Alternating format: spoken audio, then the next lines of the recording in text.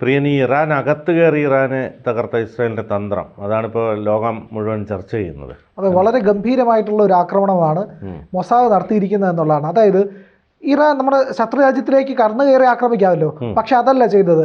ശത്രുരാജ്യത്തിനകത്ത് നിന്നുകൊണ്ട് ശത്രുരാജ്യത്തിനെ ആക്രമിക്കുന്ന രീതിയാണ് മൊസാദ് എടുത്തത്. ഇതെങ്ങനെയായിരിക്കും ചെയ്തത് എന്നുള്ളതാണ് ഇതിൻ്റെ അകത്ത് ഏറ്റവും കൗതുകകരമായിട്ടുള്ള കാര്യം. അതായത് ഇതിനു വേണ്ടിയിട്ട് 1 വർഷം മുൻപേ തന്നെ മൊസാദ് പണി തുടങ്ങിയിരുന്നു എന്നുള്ളതാണ് അറിയാൻ കഴിയുന്ന വിവരം. ഇല്ലാതെ ഒരു ഘട്ടത്തിലും ഈ പറയുന്ന ട്രാൻസ്പോർട്ടേഷൻ ഫെസിലിറ്റി ഉപയോഗിക്കാനുള്ള സാധ്യത ഇറാനിലേക്ക് ട്രാൻസ്പോർട്ടേഷൻ ഫെസിലിറ്റി ഉപയോഗിക്കാനുള്ള ഒരു സാധ്യത മൊസാദിന് ഇല്ലായിരുന്നു. അതുകൊണ്ട് തന്നെ കാലേ കൂട്ടി കണ്ടിട്ടാണ് ഇവർ ചെയ്യുന്നത്. അതായത് ചില മേഖലകളിലൊക്കെ തീവ്രവാദികൾ ചില കാര്യങ്ങൾ ചെയ്യും. അതായത് ഈ റോഡുകളൊക്കെ പണിയുന്ന സമയത്ത് തന്നെ റോഡിനടിയിൽ ഈ കോൺട്രാക്ടർമാരെയൊക്കെ സ്വാധീനിച്ച് ബോംബുകൾ വയ്ക്കും. എന്നിട്ട് ഈ പിന്നീട് കാലങ്ങൾ കഴിഞ്ഞതിലേ കൂടെ എപ്പോഴെങ്കിലും ഒരു മിലിറ്ററി വാഹനം പോകുമ്പോഴത്തേക്കും സ്വിച്ച് അടിച്ചു കൊടുക്കുമ്പോൾ ഈ ബോംബ് പൊട്ടും. അങ്ങനെ ചെയ്യുന്ന തീവ്രവാദ ഗ്രൂപ്പുകളൊക്കെ ഉണ്ട്. അത് നമ്മുടെ ഈ പറയുന്ന നോർത്ത് ഈസ്റ്റിലായിരുന്നു കൂടുതലും അങ്ങനെ ചെയ്തുകൊണ്ടിരുന്നത്. പക്ഷേ ഇപ്പോൾ ഈ മൊസാദിൻ്റെ ഒരു പദ്ധതി അതുപോലെയാണ് നമുക്ക് കാണാൻ കഴിയുന്നത്. അവർ കാലേ കൂട്ടി കണ്ട് ഈ പറയുന്ന ഇറാനകത്ത് ഒരു കേന്ദ്രം കണ്ടെത്തി അവിടെ ആയുധങ്ങൾ ഒളിപ്പിക്കുന്നു, ഡ്രോണുകൾ ഒളിപ്പിക്കുന്നു. ഹിറ്റ് ഡ്രോണുകൾ അടക്കമുള്ള കാര്യങ്ങളുണ്ട്. ചെന്ന് ഇടിച്ച് തകർന്ന് പൊട്ടിത്തെറിക്കുന്ന ഡ്രോണുകളുണ്ട്. അതുപോലെ തന്നെ ഫയർ ചെയ്യാൻ കഴിയുന്ന ഡ്രോണുകളുണ്ട്. അങ്ങനത്തെ വിവിധങ്ങളായിട്ടുള്ള ഡ്രോണുകൾ ഇവരിവിടെ ഒളിപ്പിച്ചിരുന്നു. ചില റോക്കറ്റുകളും മിസൈലുകളും അടക്കം ഇവിടെ സ്ഥാപിച്ചിരുന്നു എന്നുള്ളതാണ്. പല ബിൽഡിങ്ങുകൾക്കകത്ത് പല രഹസ്യ കേന്ദ്രങ്ങളുണ്ടാക്കി അതിനകത്തൊക്കെയാണ് ഇവർ സ്ഥാപിച്ചിരുന്നത്. ഈ ഇറാൻ ഒരിക്കലും കണ്ടുപിടിക്കാൻ കഴിയില്ല മൊസാദിൻ്റെ കേന്ദ്രം.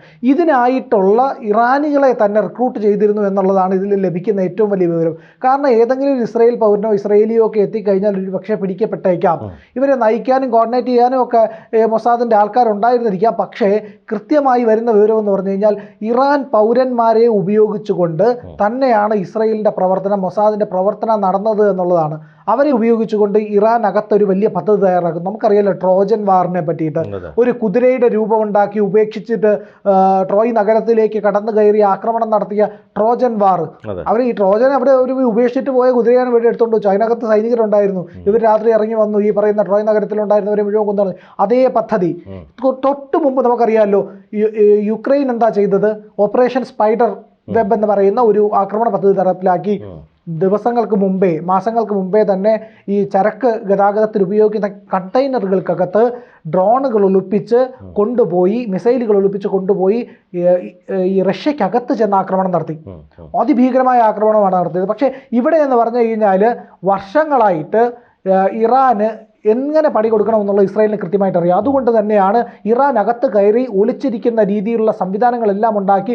അതും നമ്മൾ അറിയേണ്ട കാര്യം എന്ന് പറഞ്ഞാൽ ടെഹ്റാനിലാണ് ഈ പറയുന്ന പദ്ധതി നടപ്പിലാക്കിയെന്നുള്ള. അവരുടെ തലസ്ഥാനത്ത് തന്നെ ഇത്തരത്തിൽ ഒരു സൈനിക കേന്ദ്രം സമാനമായിട്ടുള്ള സംവിധാനങ്ങളെല്ലാം ഒളിപ്പിച്ച് വെച്ച് അവിടെ വെച്ചിട്ട് അടിക്കുകയാണ്. ഏതാണ്ട് 200 വ്യോമ വിമാനങ്ങളാണ്, അത് യുദ്ധവിമാനങ്ങളാണ് ഇറാൻ നഷ്ടപ്പെട്ടിട്ടുള്ളത് എന്നുള്ളതാണ്. അവരുടെ പഴയ വിമാനങ്ങളാണ്. ഇപ്പോൾ ഇറാൻ അവകാശപ്പെടുന്നുണ്ട് ഞങ്ങളതാ ഇസ്രായേലിനെ അടിച്ച് തകർത്തു, ഇസ്രായേലിന് ഒന്നും ബാക്കിയില്ല, 2 യുദ്ധവിമാനങ്ങൾ ഞങ്ങൾ തീർത്തു. ഒന്നും സംഭവിച്ചിട്ടില്ല ഇസ്രായേലിന്. ഇസ്രായേൽ 2 പേര് മരിച്ചിട്ടുണ്ട് എന്നുള്ളത് സ്ഥിരീകരിക്കപ്പെടുന്നുണ്ട്. ഏകദേശം അന്താരാഷ്ട്ര മാധ്യമങ്ങൾ കുറച്ച് ആൾക്കാർക്ക് പരിക്കേറ്റിട്ടുണ്ട്. പക്ഷേ ഇതൊന്നും ഇസ്രായേൽ സ്ഥിരീകരിച്ചിട്ടില്ല, അന്താരാഷ്ട്ര മാധ്യമങ്ങൾ പറയുന്നതാണ്. പക്ഷേ 100ഓളം പേർ ഇറാനിൽ മരിച്ചിട്ടുണ്ട്. അതിലേറെ പേർക്ക്, അതിൻ്റെ ഇരട്ടിയിലധികം ആൾക്കാർക്ക് പരിക്കേറ്റിട്ടുമുണ്ട്. പക്ഷേ ഇവിടെ ശ്രദ്ധിക്കേണ്ട കാര്യമെന്ന് പറഞ്ഞു കഴിഞ്ഞാൽ ഈ പറയുന്ന ഇറാൻ്റെ വ്യോമ കേന്ദ്രങ്ങളിലാണ് ഇസ്രായേൽ ആക്രമണം നടത്തിയിരിക്കുന്നത്. പ്രധാനമായിട്ട് നമ്മൾ നേരത്തെ അറിഞ്ഞ വാർത്തയെന്ന് പറഞ്ഞു കഴിഞ്ഞാൽ ആണവ കേന്ദ്രങ്ങളിലാണ്. ഇവർ സമ്പുഷ്ടീകരിച്ചിരുന്ന മുഴുവൻ യുറേനിയവും നശിപ്പിച്ചു എന്നുള്ളതാണ് ഇതിൽ മറ്റൊരു പ്രത്യേകത. പിന്നെ ബാലിസ്റ്റിക് മിസൈൽ കേന്ദ്രങ്ങൾ, ആ മിസൈൽ കേന്ദ്രങ്ങൾ തകർത്തു, അതിൻ്റെ നിർമ്മാണ കേന്ദ്രങ്ങൾ തകർത്തു, ഫാക്ടറികൾ തകർത്തു, ഇതിനെ കൊണ്ടുപോകാനുള്ള സംവിധാനങ്ങൾ തകർത്തു. വലിയ രീതിയിൽ ഇറാനെ അടിച്ച് തകർത്തിരിക്കുന്നു എന്നുള്ളതാണ്. ഇനി അവർക്കൊരു വ്യോമ പ്രതിരോധത്തിനുള്ള അല്ലെങ്കിൽ വ്യോമ ആക്രമണത്തിനുള്ളതായിട്ടുള്ള സാധ്യതയൊന്നും അകത്ത് കയറി നിന്നിട്ട് മാക്സിമം എല്ലാം അടിച്ച് തകർത്ത് തീർത്ത് ഇനിയിപ്പോൾ അവർക്ക് തിരിച്ച് ചെറുത്ത് നിൽക്കാൻ പോലും ഒന്നുമില്ല. അവരാക്രമിച്ചപ്പോഴത്തേക്കും അയൺ ഡോം കൃത്യമായിട്ട് ഇറാന്റെ മിസൈലുകളെയും ചെറുത്തിട്ടുണ്ട്. അപ്പോൾ ഇറാൻ ഇനി ഒന്നും ചെയ്യാനില്ല എന്ന് പറയുന്ന ഒരു അവസ്ഥയിലേക്ക് വന്നെത്തിയിരിക്കുകയാണ്. ആ കണക്കിനാണ് മൊസാദ് പദ്ധതി തയ്യാറാക്കി കൃത്യമായി ഇതിനുവേണ്ടി ആൾക്കാരെ റിക്രൂട്ട് ചെയ്ത് ഇറാനിൽ പ്രവർത്തിക്കുന്ന ഈ പറയുന്ന ഇസ്രയേലിൻ്റെ ആൾക്കാർ ആരൊക്കെയാണ്, ഈ പറയുന്ന ഇറാൻ്റെ നേതാക്കൾ എവിടെയൊക്കെയാണ് ഉള്ളത് എന്നുള്ളത് കൃത്യമായി കണ്ടെത്തി ഖമേനി ഇപ്പോൾ പറയുന്നുണ്ട്, ഞങ്ങൾ ഇസ്രയേലിനെ ഇല്ലാതാക്കി, ഇസ്രയേലിനെ നോവിക്കും ഞങ്ങൾ എന്നൊക്കെ പറഞ്ഞു. എന്നിട്ട് എവിടെ നോവിക്കാനാണ്, എങ്ങനെ നോവിക്കാനാണ്? ഒരു നിവൃത്തിയുമില്ല ഖമേനിക്ക് എന്നുള്ളതാണ്. ഖമേനി ആകെ തകർന്നിരിക്കുകയാണ്. അവരുടെ എല്ലാ നേതാക്കളും മരിച്ചിരിക്കുന്നു, അവരുടെ സൈനിക മേധാവികളെല്ലാം തന്നെ കൊല്ലപ്പെട്ടിരിക്കുന്നു. ഇനി ആര് നയിക്കും അവരുടെ രാജ്യത്തിനെ എന്നുള്ള? ഖമേനി മാത്രം, ആയത്തുള്ള ഖമേനി മാത്രമാണ് ഇനിയുള്ളത്. ഖമേനിക്ക് കുറേ വീരവാദം പറയണം, അത് മാത്രമാണ് ഇപ്പോൾ നടന്നുകൊണ്ടിരിക്കുന്നത്. ജനങ്ങളുടെ മുമ്പിൽ അധികാരത്തിൽ നിന്ന് പുറത്താവാതിരിക്കാൻ, പിടിച്ചു നിൽക്കാൻ വേണ്ടിയിട്ടുള്ള ഒറ്റ മാർഗം അതിന് വേണ്ടിയിട്ടുള്ളതാണ്. നമുക്കറിയാലോ, ഓപ്പറേഷൻ സിന്ദൂർ നടന്നു കഴിഞ്ഞപ്പോൾ പാകിസ്ഥാൻ എന്തൊക്കെ കള്ളങ്ങളാണ് ലോകത്തോട് പറഞ്ഞത്. നമ്മളുടെ വിമാനങ്ങൾ തകർത്തു, നമ്മളുടെ പ്രധാനപ്പെട്ട കേന്ദ്രങ്ങളിൽ ആക്രമണം നടത്തി, ഒന്നും തകർന്നില്ല. ഒരു വിമാനം തകർന്ന് വീണാൽ വിമാനത്തിൻ്റെ അവശിഷ്ടങ്ങൾ എവിടെയെങ്കിലും കാണും, ജനവാസ കേന്ദ്രങ്ങളിലോ ഏതെങ്കിലും പ്രദേശങ്ങളിലോ കാണും. പലയിടത്തായിട്ട് ചിതറിയ വീഴുക ഒരു വിമാനം വീണാൽ. അങ്ങനെയെങ്കിലും വിമാനത്തിൻ്റെ ഏതെങ്കിലും ഒരു ഭാഗങ്ങൾ ആർക്കെങ്കിലുമൊക്കെ കാണാൻ കഴിയണം, ഏതെങ്കിലും ഒരു വീഡിയോകൾ കിട്ടണം. അങ്ങനെ ഒരു വീഡിയോയും കിട്ടിയിട്ടില്ല, ഒരു വീഡിയോയും പ്രചരിച്ചിട്ടില്ല. ഇന്ത്യയുടെ ഒരു യുദ്ധവിമാനവും തകർന്നിട്ടില്ല. നമ്മൾ സ്ട്രാറ്റജി മാറ്റി പല വിമാനങ്ങളെ ഞങ്ങൾ ഡൗൺ ചെയ്തിട്ട് മറ്റു വിമാനങ്ങളെ വെച്ച് അടിച്ചു. ഇതാണ് ഇന്ത്യ പറഞ്ഞ അന്ന് വ്യക്തമാക്കിയ കാര്യമാണ്. അപ്പോൾ ഇസ്രയേലിൻ്റെ വിമാനങ്ങൾ തകർത്തു. ഇസ്രയേലിൻ്റെ വിമാനം ഏതൊക്കെയാണെന്ന് അറിയാമോ? F-16, F-15, F-35. ഇതൊക്കെ എന്ന് പറഞ്ഞു കഴിഞ്ഞാൽ സ്റ്റെൽത്ത് വിമാനങ്ങളാണ്. ഈ പറയുന്ന റഡാർ സിസ്റ്റത്തിൽ പോലും കണ്ടുപിടിക്കാൻ കഴിയില്ല. പോരാത്തതിന് ഈ പറയുന്ന അമേരിക്കൻ നിർമ്മിതമായിട്ടുള്ള ഈ വിമാനങ്ങൾ, ഈ വിമാനങ്ങളെല്ലാം തന്നെ ഇസ്രയേൽ തദ്ദേശീയമായി ആൾട്ടർ ചെയ്യും, അവരെ മോഡിഫിക്കേഷൻ വരുത്തും. ഈ മോഡിഫിക്കേഷൻ വരുത്തുന്നതോടുകൂടി ഇതിൻ്റെ പെർഫോമൻസിൽ വലിയ മാറ്റം ഉണ്ടാകും. ഇതിൻ്റെ ആയുധശേഷി, ഇതിനെ ആയുധ പോർമുനകൾ വഹിക്കാനുള്ള ശേഷി ഇരട്ടിയധികമാകും. അതിൽ നിന്ന് തൊടുക്കാൻ കഴിയുന്ന പരമാവധി ഈ പറയുന്ന അമേരിക്ക പോലും നിർമ്മിച്ചിരിക്കുന്ന ഈ ബോംബറുകൾക്ക് വഹിക്കാൻ കഴിയുന്ന, ഇല്ലെങ്കിൽ ഫൈറ്റർ ജെറ്റുകൾക്ക് വഹിക്കാൻ കഴിയുന്നതിനേക്കാൾ കൂടുതൽ ആയുധങ്ങൾ വഹിക്കാനുള്ള ശേഷി ഇറാൻ്റെ ടെക്നോളജിയിൽ ഉണ്ടാക്കുന്നുണ്ട്. അങ്ങനെ ആക്രമണമാണ് ഇറാൻ നടത്തുന്നത്.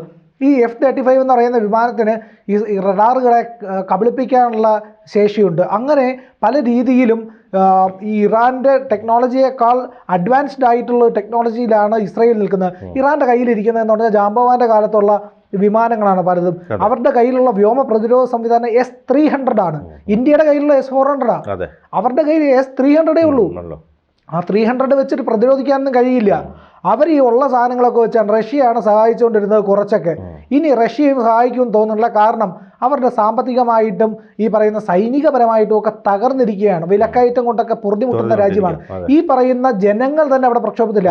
അവിടെ ബുർഖ വിരുദ്ധ പ്രതിഷേധം നടന്നുകൊണ്ടിരിക്കുക. സ്ത്രീകൾ ഞങ്ങൾക്ക് സ്വാതന്ത്ര്യം വേണമെന്ന് പറഞ്ഞ് സമരം ചെയ്തുകൊണ്ടിരിക്കുകയാണ്. ഭരണമാറ്റത്തിന് വേണ്ടി ജനങ്ങൾ മുറവിളി കൂട്ടിക്കൊണ്ടിരിക്കുകയാണ്. ഇയാളുടെ ഭരണം കൊണ്ട് ഇവിടെ തീവ്രവാദം വളർത്താനല്ലാതെ മറ്റൊന്നിനും ഒരു കാര്യവും നടക്കുന്നില്ല. ഇറാൻ്റെ എണ്ണ ഉൽപ്പാദനത്തിൽ പോലും വലിയ തോതിലുള്ള തകർച്ച ഉണ്ടായിരിക്കുന്നു എന്നുള്ള വാർത്തകളും വരുന്നുണ്ട്. അപ്പോൾ മൊസാദ് എന്ന് പറയുന്ന സംഘടന എങ്ങനെയാണ് ഇറാനിൽ കയറിയത് എന്നുള്ളതിൻ്റെ കൃത്യമായ വാർത്തയാണ് വരുന്നത്. അതായത് അതിനകത്ത് കയറുന്നു, ആൾക്കാരെ റിക്രൂട്ട് ചെയ്യുന്നു, കൃത്യമായ രീതിയിൽ പ്ലാൻ ചെയ്യുന്നു, ഡ്രോണുകൾ അവിടെ എത്തിക്കുന്നു. ചരക്ക് വാഹനങ്ങളിൽ ഡ്രോണുകൾ പലപ്പോഴായി പല രീതിയിൽ എത്തിച്ചു എന്നുള്ളതാണ്. അങ്ങനെ ഇറാൻ അകത്തെത്തിയതിന് ശേഷം അവിടെ ഇതെല്ലാം സ്ഥാപിച്ച് കൃത്യമായ സമയം, കൃത്യമായ സ്ഥലം എല്ലാം മനസ്സിലാക്കി, കൃത്യമായി ഇവരുടെ നേതാക്കൾ എവിടെയുണ്ടെന്ന് അറിഞ്ഞതിന് ശേഷം ഡ്രോണുകൾ ഉപയോഗിച്ച് ആക്രമിക്കുന്നു, മിസൈലുകൾ പ്രയോഗിക്കുന്നു, കൃത്യമായ ആക്രമണം നടത്തുന്നു. അവിടെ നിന്നുകൊണ്ട് ഈ ആൾക്കാർ പറഞ്ഞു കൊടുക്കുകയാണ്, ഇസ്രായേലിൻ്റെ ആൾക്കാർ ഇന്ന സ്ഥലങ്ങളിൽ ആക്രമിക്കൂ. ഇസ്രായേലിന് കൃത്യമായി ഇത് ചെയ്യാൻ കഴിഞ്ഞു. പ്രിസിഷൻ സ്ട്രൈക്ക് എന്ന് പറയും. ഒരു കേന്ദ്രത്തിൽ ഒരു മുട്ടുസൂചിയുടെ വിടവില്ലാത്ത രീതിയിൽ കൃത്യമായി ആക്രമിച്ച് ഇറാനെ തകർത്തിരിക്കുന്നു ഇസ്രായേൽ. ഇനി ഇറാൻ്റെ പൊള്ളത്തരങ്ങളൊന്നും തന്നെ ഇവിടെ വിലപ്പോവില്ല. അവരുടെ ആണവ ഭീഷണികളൊന്നും ലോകത്തോട് മുന്നിൽ നിൽക്കില്ല. ഇനിയും തലയുയർത്തിയാൽ ഇസ്രായേലിനെ നാശമാക്കാനുള്ള രീതിയിലേക്കാണ് ഇസ്രായേൽ മുന്നോട്ട് പോകുന്നത്. ഇറാൻ ഇനി തലപൊക്കാൻ കഴിയില്ല എന്നുള്ളതാണ് വാസ്തവം. കൂടുതൽ വാർത്തകളും വിശേഷങ്ങളും നിങ്ങളിലേക്ക് എത്താൻ ABC മലയാളം സബ്സ്ക്രൈബ് ചെയ്യുക, ബെൽ ബട്ടണും അമർത്തുക.